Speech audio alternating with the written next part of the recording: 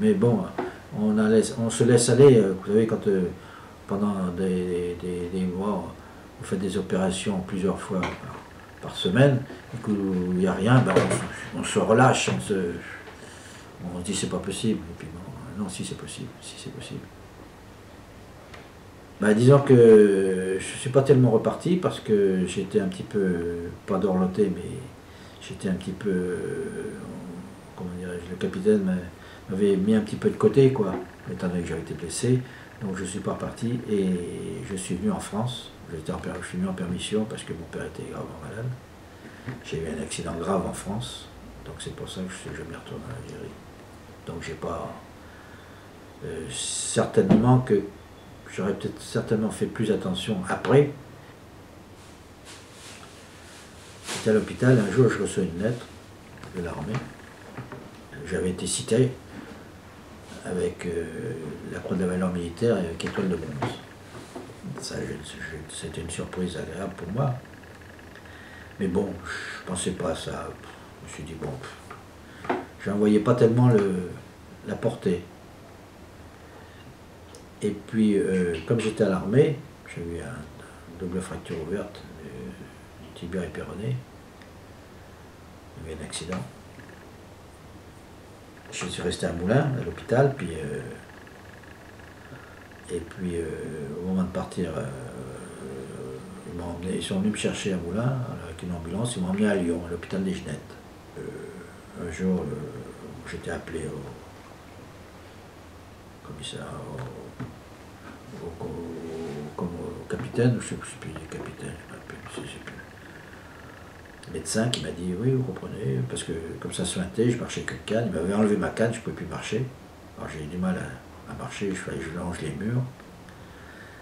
Et il me regarde, puis il me dit, bon, bah, j'ai été appelé, il me dit, bon, bah, vous savez, on va vous opérer. Ah bon, je ne sais pas opérer, pourquoi? Il faut enlever la plaque. Ah bon. Puis il me dit, ça se soigne depuis longtemps, bah, je dis, presque toujours.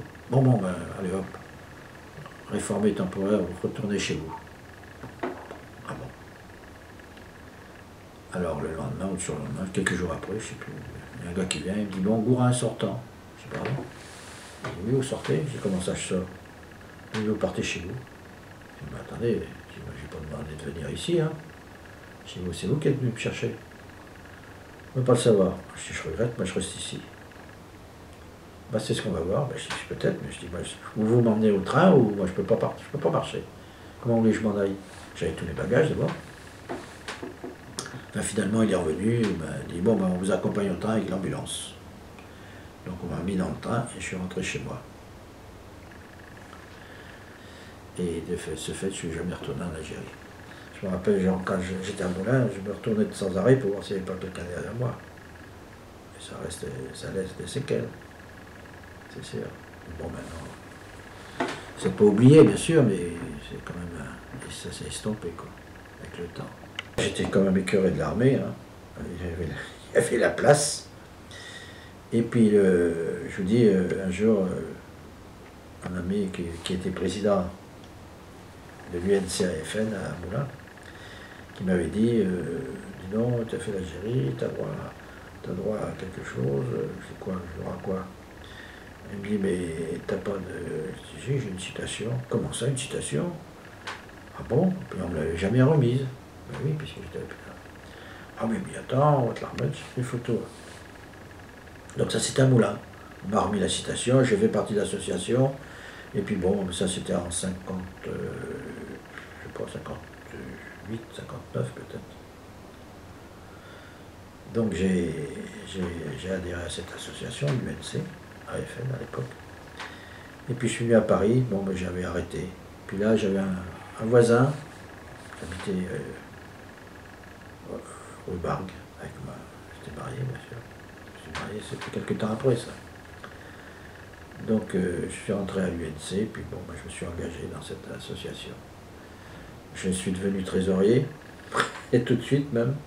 J'ai fait 13 ans de trésorerie. Et là, ça fait plus de 20 ans que je suis président de l'UNC Paris 15e, premier vice-président de l'UNC Paris, et vice-président du comité d'entente des anciens combattants. Je fais partie du Souvenir français, de le FFL, enfin, etc. quoi. Là, j'ai eu la médaille militaire il y a quoi, il y a 2 ans, 2 ou 3 ans. J'ai reçu la médaille militaire, une très belle cérémonie d'ailleurs, dans le 15e. Puis bon, pour mes collègues, c'est surtout pour, malheureusement, c'est surtout pour ceux qui sont pas revenus. Hein. C'est surtout pour eux. Parce que nous, on a la chance, c'est qu'on est revenus, alors qu'eux, ils sont restés. C'est surtout pour eux que je me bagarre. Puis pour les personnes qui sont dans le besoin, bien sûr. Quand il y a plusieurs morts qui sont tués par balle, Et donc, c'est effectivement que c'est plus de la pacification, c'est de la guerre. D'ailleurs, l'UNC se bat en ce moment. Nous avons fait une enquête, puisque vous savez que pour avoir la carte du combattant, ça va jusqu'à juillet 62. Alors que le TRN, le titre de reconnaissance de la nation, va jusqu'en 64. Et entre 62 et 64, il y a eu plus de 500 morts militaires français. Donc c'est pour ça que nous nous bagarrons en ce moment à l'UNC. Après le 19 mars, il y a eu quand même plus de 500 tués militaires, sans compter les civils bien sûr. Voilà. C'est atroce. Ce que je voudrais dire, c'est que nous avons fait notre devoir. Je regrette, nous avions le devoir de faire en tant que militaire, puisque militaire appelé, militaire maintenu, c'est la France, c'est le pouvoir. Nous devions respecter, c'est pas nous qui avons demandé à y aller, mais étant donné qu'on nous demande de représenter la France, de faire la défense des Français, des intérêts, etc., je crois que nous sommes dans un monde qui, malheureusement, surtout en ce moment, est en train de tout dénigrer. Mais il y a des lois, il faut les respecter. La France est un grand pays, les droits de l'homme, donc je crois qu'on devrait donner l'exemple pour respecter au moins tous les droits qu'on a droit, mais aussi tous les devoirs que nous avons à faire.